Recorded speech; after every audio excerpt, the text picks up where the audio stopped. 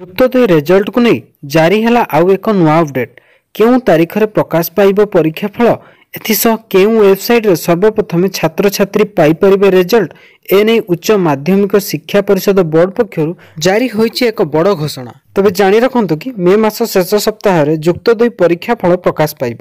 पूर्वरु मे 15 सुधा फल प्रकाश करबाकु नै योजना करिथिले मध्य सफल होई पारि नथिले।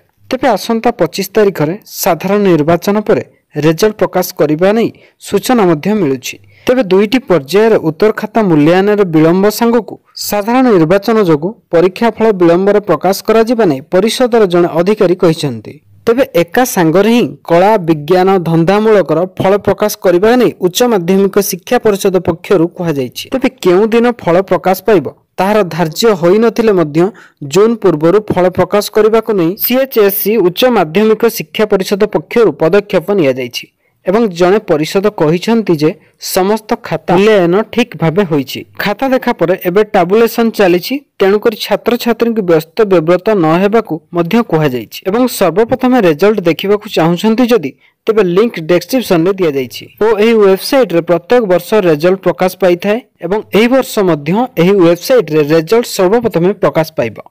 चैनल जदि प्रथम थर वीडियो देखुछन तबे चैनल टी को सब्सक्राइब कर नियंतु आउ जदि फेसबुक रे वीडियो देखुछन तबे पेज टी को फॉलो करि नियंतु।